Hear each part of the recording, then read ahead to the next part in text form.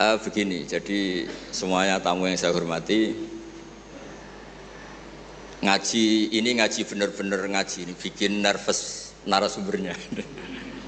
Begini, ini mungkin ada Pak TGB, ada Pak Lukman kemarin ketemu saya di Jakarta.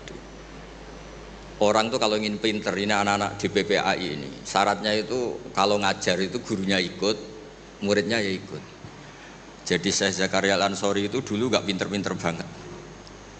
Nggak pinter-pinter banget sampai dapat gelar Syekhul Islam karena dia itu trauma. Gurunya itu namanya Ibnu Hajar Al Asqalani, itu kerennya minta ampun. Kalau melihat santri goblok itu marah betul. Kalau sekarang punya santri goblok kadang seneng karena nggak nyaingi kiainya. Itu kalau ada anak UII terus dapat gelar apa di Harvard, yang bingung Pak Rektor, saya aja ada sampai kayak gitu. Punya murid itu pinter sekali, namanya Ibnu Hajar Al Haytami. Makanya kata saya Zakaria ini, saya kalau mau ngaji ya bingung karena guru saya itu kerennya minta ampun. Kalau mau ngajar ya bingung karena murid saya ini pinter, ditipu gak bisa. Ternyata itu bikin pinter. Ya saya sekarang di sini mau ngomong seenaknya itu ada Prof Kures, ada Dr. TGB, itu kan kayak tukang koreksi, jadi repot nanti kalau salah. Terus yang ngaji-ngaji di sini itu juga lebih pinter lagi. Pokoknya mintanya itu masuk surga lewat arahnya Gus Pak. Bikin arahan masuk surga itu kan ya tidak gampang. Tapi saya pastikan delalah Nabi hanya ngendikan mangkola la ilaha illallah dakhalal jannah. Saya sering komplain ya sama beberapa orang-orang soleh. Saya komplain betul, bukan komplain nanti komplain betul. Dia itu ngijazahi saya wiridan la ilaha illallah panjang terus ruwet. Terus saya nggak hafal-hafal, saya dimarahin. Gus, kamu itu cerdas, kalau ini kok udah hafal-hafal. Memang saya sengaja tidak saya hafalkan gitu. Yang ada tambahan-tambahannya itu Pak Kures. Banyak tanya. Kenapa? Nanti ke rumah saya, nanti tak kasih tahu. Tak kasih tahu itu si orang soleh ini nangis tobat. Padahal soleh loh. Tapi dia hanya soleh perilaku, tidak soleh secara keilmuan. Jadi juga harus tobat dia. Saya cerita. Di antara perlawanan ahli hadis adalah kalau hadis itu ditambahin, misalnya gini, mangqala la ilaha illallah mi'ata marrah dakhalal jannah. Jika kalau bapak kamu meninggal baru baca la ilaha 50 kali, wah sayang tidak sampai 100 sudah mati. Jadi berkahnya tidak ada hitungan, itu luar biasa. Tapi kamu nganggep biasa, makanya kita harus konsisten. Hadisnya hanya mangqala la ilaha illallah dakhalal jannah. Jangan kamu tambahi mi'ata marrah, jangan kamu tambahi sekian-sekian, itu bahaya itu. Sehingga ketika ada hadis mangkana akhiru kalamihi la ilaha illallah, ditambahi akhir, orang yang akhir kalamnya la ilaha illallah dakhalal jannah, yang di akhir kata-katanya itu la ilaha illallah, perkataannya itu. Itu ada orang mau mati, sudah mafatkan la ilaha illallah. Tapi terakhir terus bilang, jangan lupa ya BPKB-nya ditebus. Itu anaknya susahnya itu minta ampun. Karena anaknya terus berpikir, Gus berarti akhiru kalami abi itu tidak la ilaha illallah tapi BPKB, ini gimana ini? Saya sebagai kiai yang baik itu tak carikan referensi supaya yang BPKB ini ya masuk yang akhiru kalami. Ini cerita kebaikan saya di depan Pak Kores. Gak apa-apa cerita kebaikan, daripada gak diakui mendingan diceritakan supaya itu. Tak cari, itu riwayatnya Abi Dawud dan beliau sendiri dalam menambahi akhiru kalami. Di riwayat yang lain itu gak ada akhiru kalami, cukup mangqala la ilaha illallah dakhalal jannah. Karena itu bikin keresahan, kata akhiru kalami itu bikin keresahan. Ada yang akhir kalamnya BPKB, sertifikat. Ada yang akhir katanya nasib-nasib, apalah. Pokoknya banyak yang tidak akhir kalam. Sehingga keilmuan hadis itu harus dijaga. Makanya kata Imam Muslim, Shahihain itu Bukhari Muslim. Beliau ngendikan, lam naros shorihin akdaba fi syai'in akdaba minhum fil hadis. Saya tidak pernah melihat orang soleh berdusta kayak mereka berdusta ketika meriwayatkan hadis.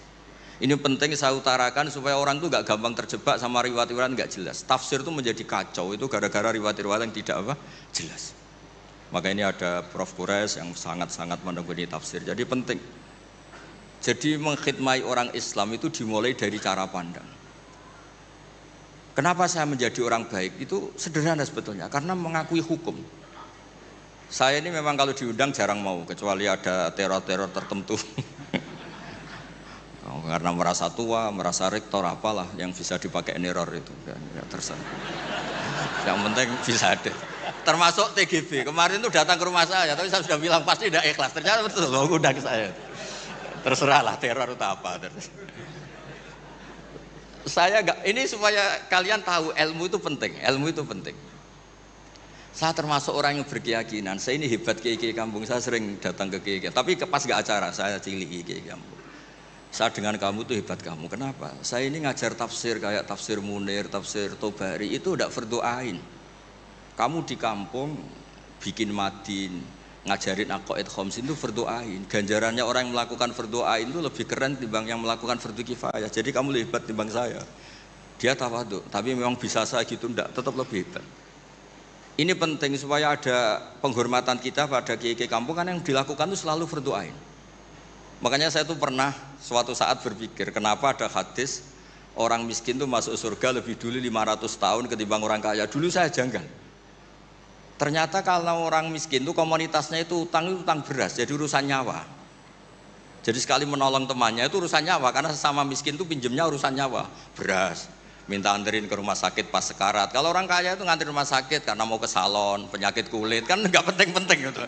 Sehingga surganya agak lambat karena yang dilakukan selalu tidak penting. Kalau orang miskin yang dilakukan selalu apa? Penting. Tapi masalahnya zaman akhir orang miskin banyak melakukan yang tidak penting, itu masalah itu. Itu nggak sesuai rencana Nabi. Inginnya Nabi itu kalau sudah miskin ya selalu apa? Penting. Ternyata banyak orang miskin yang perilakunya tidak penting. Karena saya pernah didatangin ibu-ibu itu miskin itu tanya, Gus doain saya kaya. Suami saya itu nganggur, saya bilang kamu siap kalau suami kamu kaya. Nanti rumahnya gaji bagus, mobilnya bagus. Lama-lama yang dievaluasi Anda, rumah bagus, mobil bagus, kok istrinya begini. Terus dia cerita, udah Gus nggak jadi, miskin nggak apa-apa. Jadi saya ini kan ya aneh-aneh, orang itu aneh-aneh. Pertama yang dievaluasi mobil, rumah diganti, lama-lama Anda. Suami kamu punya potongan gitu, iya Gus kayaknya iya, sudah Gus biarin miskin aja sampai mati. Ya alhamdulillah sampai sekarang miskin dan syukur karena berkatnya ilmu itu. Jadi saya mohon yang di forum-forum terhormat kayak ini juga mengapresiasi mungkin beberapa saudara kita di pedalaman Papua, bikin jembatan darurat di pedalaman Sumatera, Aceh, bikin apa yang memang mendesak. Sehingga yang namanya fardu ain itu penting sekali. Saya punya riwayat dari kitab Ibnu Hajar al-Asqalani tadi, gurunya saya Zakaria al-Ansori. Ketika nanti di mahsyar dan secara lahir teks hadis, seorang lagi secara lahir teks hadis itu Allah itu nimbalin Rasulullah Muhammad dan Jibril. Berarti tiga, Allah, Jibril sama Rasulullah Muhammad. Terus nabi-nabi datang dan dalam jumlah yang istilahnya itu maqam sing yahbitul awwalun wal akhirun. Satu maqam yang semua orang itu ingin. Semua orang kena hisab, kena evaluasi, nabi-nabi ini dekat sama Allah. Itu pertama yang dikatakan oleh Nabi matur ke Allah itu, ay Rabbi ibaduka abaduka fi atrofil ardi. Yang menyembah jenengan, yang mengesahkan jenengan tidak hanya kita. Orang-orang di pelosok, di pedalaman semuanya mengesahkan jenengan, semua mentahlilkan jenengan, semua mentasbihkan jenengan. Tidak yang sekedar di forum-forum kayak gini. Terus Allah bilang iya. Nah sekarang itu krisis keilmuan karena agama ini diambil oleh, ya bisa dikatakan hal-hal yang besar, kayak acara-acara yang besar apa. Meskipun ini pas acara besar, justru itu saya fair ngomong ini supaya sama-sama ingat. Jadi yang dikatakan agama itu nurul yamsi bihi finnas, menjadi nur yang menyinari hati manusia. Bukan tentang ormas besar, masjid besar, kampus besar, itu bagian dari itu. Tapi ini bukan segala-galanya. Sehingga semua orang itu perasaan hubungannya dengan Allah itu privat, tidak diambil alih oleh ormas besar atau lembaga besar atau komunitas besar. Ini penting supaya orang itu merasa bagian dari hamba Allah. Makanya ada munajat, ada beberapa ibadah yang tidak disunatkan jamaah. Ini kan unik, Islam itu mengharuskan jamaah, tapi ada ibadah-ibadah yang malah tidak disunatkan jamaah, sehingga orang hubungannya dengan Allah itu asik. Terus kedua, ini terakhir nanti Pak Guras yang cerita panjang lebar. Perilaku ilmu itu di atas perilaku ibadah. Dulu Masjid Haram itu keren, tapi karena salah kelola itu diisi berhala-berhala yang ingin dapat berkahnya Ka'bah. Jadi orang kafir itu unik, mensyirikkan Allah tapi dekat Ka'bah. Jadi percaya Ka'bah itu keramat, supaya Tuhan ini dapat berkah malah diletakkan pinggir apa? Ka'bah. Jumlahnya 360 berhala. Tapi di saat yang sama orang kafir itu jumawa, mereka ini orang-orang baik. Buktinya menjadi sadanatul bait, menjadi pelayan-pelayan Ka'bah. Nabi saat itu terpinggirkan, hanya sholat di Syi'bu Mina. Nabi dengan para sahabat itu makan daun, makan apa, dan sholat di Syi'bu Mina. Tidak di tempat yang terhormat yaitu Al-Masjidil Haram. Ketika para orang kafir Jumawa bilang, bagaimana Muhammad orang terhormat sementara dia ibadah saja di lereng-lereng gunung, sementara kita adalah sadanatul bait, kita adalah ahlu sikoyatil had. Ini supaya teman-teman yang enggak ditakdir jadi kayak Pak Lukman, Menteri Agama itu ya repot. Dia agamanya formal, terus kayak Gus Pak tidak formal itu kan ya repot juga itu. Makanya saya ini enggak pati berani sama Menteri Agama. Nanti dia anggap Islam saya tidak formal kan jadi kayak. Itu terus Allah ngendikan aja'altum siqayatal haji wa imaratal masjidil haram kaman amana billahi wal yaumil akhir wa jadab. Allah itu bela Nabi. Jangan pernah pakai ukuran bahwa ibadah haji merawat Baitullah itu menjadi ukuran lebih baik. Ukuran lebih baik adalah ketika itu orang ibadah secara benar, yaitu tauhid. Ini orang sudah lupa bahwa pernah Allah itu ngeritik siqayatal haji wa imaratal masjidil haram. Makanya saya itu kalau ngelepas haji itu dulu sering ngelepas haji orang umroh. Sekarang kayaknya orang-orang trauma. Karena saya kalau ngelepas haji itu begini. Kalau menurut hadis yang sering dipasang di BRI, di BNI itu al-hajjul mabrur laisa lahu jazaa'un illal jannah. Itu populer sekali hadis itu. Terus ini ngelepas orang haji, saya ngomong gini ngelepas orang haji. Tapi jenengan yang fakir sabar juga surga. Ibu-ibu nyabarin suami yang enggak jelas juga surga. Suami-suami yang nyabarin cerewetnya istri juga surga. Orang ingin haji enggak kesampaian tapi enggak ngomel-ngomel sama Allah juga surga. Kayaknya yang punya rumah itu kayak kecewa itu. Terus saya bilang enggak tahu saya. Terus saya bilang jenengan angsal kecewa kalian kulo. Yang saya takutkan tuh kalau Allah yang kecewa kata saya itu. Karena saya diundang orang haji terus dalil-dalil haji yang lain ngenes karena enggak bisa haji kata saya itu. Ternyata betul. Hampir semua yang hadir itu ngapresiasi saya. Gus matur nuwun Gus. Biasanya kiai-kiai itu kalau diundang untuk haji, dalilnya haji terus bikin kita nelongso, bikin kita tersiksa karena kayak yang masuk surga itu yang haji saja kita ada masuk surga. Semenjak itu sudah terkenal. Jangan undang Gus Pak kalau ngelepas haji kan. Saya itu punya kitab makalahnya Abdul Hasan Asyadili yang menjadi Thariqah Asyadili yang terkenal itu. La tansur ilmaka liyusaddiqakan nas walakinin sur ilmaka liyusaddiqaka Allah. Kamu jangan pernah menyebarkan ilmu supaya diapresiasi manusia, tapi sebarkan ilmu supaya diapresiasi Allah Subhanahu wa taala. Makanya saya tetap meskipun kata orang banyak saya ini kiai terkenal, saya itu merasa ibadah saya itu ikrar, mengakui fungsi-fungsi kiai yang di kampung-kampung. Mereka itu saya pernah punya teman, itu nyuwun sewu gobloknya itu enggak ketulungan. Dia itu kerja di tengah hutan. Saya tidak tahu ilegal logging apa enggak, tapi kerjaan di tengah hutan. Dulu enggak ada HP, saya disuratin. Gus gimana Jumatan di tengah hutan? Saya bilang, kamu kan pernah ngaji, kalau enggak kampung enggak apa, enggak usah Jumatan, duhur saja. Masalahnya komunitas saya bilang, wong Jumat kok duhur, jadi mintanya Jumatan. Aduh. Pakai surat karena dulu enggak ada telepon, enggak ada. Saya bilang ya enggak apa-apa Jumatan. Dia masih punya sisa-sisa ilmu. Katanya kalau enggak 40, enggak kampung, enggak wajib Jumatan. Kamu tadi minta Jumatan, sekarang enggak mau Jumatan, ini gimana ini? Wes toh Gus, ini kan terkenal bodoh. Jadi itu kewajiban orang alim mikir itu, enggak kewajiban orang bodoh mikir itu. Karena dia korban teori bodoh itu penting. Kata dia nanti kalau ditanya mungkar nakir itu salah. Orang bodoh kok ditanya kata. Jadi memang agak direncanakan itu. Jadi ya bodoh pinter akhirnya dia. Setiap tanya saya, masa kamu tidak bisa sendiri? Gunanya orang bodoh ya gini Gus, tinggal tanya katanya. Makanya yang hadir di sini juga penting itu. Tinggal minta resep Gus Bak, cara masuk surga, masuk sudah Gus Bak, masuk tidak penting, penting resepnya. Nah, akhirnya saya akan nyari-nyari gimana supaya ada Jumatan seperti itu. Nah ini yang terus saya bilang, kamu sama saya itu keren saya, keren kamu katanya. Kenapa Gus? Kamu nanti dikholi karena pendiri masjid. Makanya saya pernah cerita ini sampai kiai itu nangis. Orang itu kalau kiai kampung itu pendiri masjid kadang dikholi. Kalau sudah kiai top itu bisa aja disangoni pakai uang kotak masjid kata saya itu. Ini bukan nyindir, bukan supaya orang tuh ngerti lah. Jadi memang dulu Nabi itu penghormatannya sama orang yang melakukan fardhu ain itu luar biasa. Uwais Al-Qarni itu tetangganya sudah dosowan Nabi. Uwais Al-Qarni itu belum. Karena ibunya itu egoisnya minta ampun, nggak mau ditinggal. Kemana-mana minta digendong.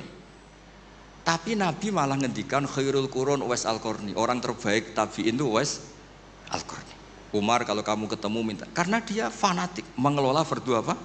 Ain. Makanya saya mohon sama alumni UII kalau sudah di rumah di mana-mana itu nggak usah merasa kalah keren sama Pak Fathul Wahid karena jadi rektor. Pak Fathul Wahid di sini itu ya rektor, terus ya banyak yang layani meskipun dia sopan katanya pelayan, tapi yang layani bawahnya nggak pernah nyupir sendiri tetap. Nggak pernah nyupir sendiri, ya nggak pernah buka pintu sendiri, tetap dilayani. Tapi kalau kamu di kampung jadi kiai musola terus miskin itu, yakinlah pendiri, statusnya apa? Pendiri, bukan penerus tapi apa? Pendiri. Pak Fathul Wahid hanya apa? Penerus. Itu lah kacaunya kiai kampung setelah tak kasih tahu gitu, emang bener-bener sama saya terus nggak sopan. Waduh. Ya tapi saya ikhlas lah atas nama ilmu. Bener-bener nggak sopan. Waduh ini ya. Sopannya tuh pendak kalau dia iskal hukum karena sinaune serius saya tanya, Gus ini hukumnya gimana? Akhirnya sopan lagi. Dia nggak bisa, ilmunya nggak cukup untuk menjawab. Ya tapi apapun itu yang namanya ngaji itu pengakuan ikrar ya. Jadi penting, makanya kan diantara hebatnya Rasulullah SAW itu kata Imam Ghazali, nggak ada pemimpin justru kena khitab wakhfid janahaka liman ittaba'aka minal mu'minin. Muhammad, kamu harus merendahkan diri kamu liman ittaba'aka, sama orang yang ikut kamu, sama santri kamu, sama orang yang percaya sama kamu. Kayak apa Allah mendidik kekasihnya? Jadi yang disuruh sopan malah nabinya. Jadi kalau andekan di era modern Pak Fathul Wahid yang sopan sama mahasiswa itu yang penopang kampus. Kayak apa? Makanya kata Imam Ghazali, andekan mental ta'azzus atau takabur, andekan keangkuhan itu hal yang baik, lama amarawwahu ta'ala habibahu biqauli ta'ala wakhfid janahaka liman ittaba'aka minal mu'minin. Nah tentang visi ya, visi itu gampangnya tadi, agama ini kan menentukan halal haram, zaman apapun, teknologi apapun, mesti pertanyaannya ini kalau baik ya halal, kalau buruk ya haram. Misalnya ada teknologi yang orang bisa ke Mekah 2 detik atau 2 menit. Orang tetap pertanyaannya, saat itu ibu kamu sekarat apa enggak? Anak kamu sakit apa enggak? Punya kewajiban fardhu ain apa enggak? Kalau punya fardhu ain kamu tinggal pasti orang nganggap masalah. Ya kan? Apapun kayak kamu, teknologi mutakhir kayak apa? Ya seperti misalnya peristiwa kamu pejabat, pas daerah kamu ada musibah banjir, kamu tinggal iktikaf di Ka'bah, tetap orang nggak anggap iktikaf itu ngawur itu mesti orang itu. Karena meninggalkan fardhu apa? Ain. Saya di sini kata orang banyak kan keren, misalnya sama ahli tafsir Quraisy. Tapi misalnya saat ini istri saya sakit atau anak saya sakit, pasti dianggap ngawur itu, karena meninggalkan fardhu ain. Jadi fardhu ain itu menurut saya segala-galanya. Makanya saya sering ngaji di majelis saya itu, saya sering cerita kata Allah dalam hadis qudsi, ma taqarraba ilayya abdi bisyai'in ahabba ilayya mimma aftaradtuhu alaih. Tidak ada ibadah yang paling saya sukai sebagaimana ibadah orang melakukan fardhu. Jadi fardhu ain ini adalah konstitusi. Berarti orang-orang yang sekarang nyari makan untuk keluarga dan statusnya fardhu ain itu lebih keren ketimbang misalnya orang nyari kekayaan untuk rofahiyah, untuk takmilah, untuk penyempurnaan, untuk sekunder. Nah di sini pentingnya peletaan hadis, orang miskin itu masuk surga lebih dulu 500 tahun ketimbang orang kaya. Tapi saya bilang ke santri-santri saya, tapi jangan kamu berpikir kalau Bilal itu surganya lebih dulu ketimbang Abu Bakar. Karena Abu Bakar ini jauh punya kebaikan di luar kebaikan sabar sama miskin, yaitu fungsinya menjadi pondasi Islam, yaitu Abu Bakar. Kalau ingin menjadi orang miskin yang cepat masuk surga tadi, semua perilaku Anda adalah fardhu ain. Wah, semua perilaku Anda adalah fardhu. Itu kan ya berat. Ya jadi saya mohon masalah teknologi, masalah apa, yakinlah sama Islam, pasti hukum tertingginya itu kalau maslahat ya baik, kalau madarat ya haram. Sehingga kamu nggak usah. Misalnya ada orang pakar bom, bisa punya bom yang 1 kali ledakan bisa menghancurkan dunia. Ya hukumnya itu ifsad. Kalau ifsad itu haram. Kalau haram ya ada prestasi. Kan gampang kan, nggak perlu ribet-ribet. Ya saya kira demikian sebagai mukaddimah saya, nanti Prof. Kures yang meneruskan.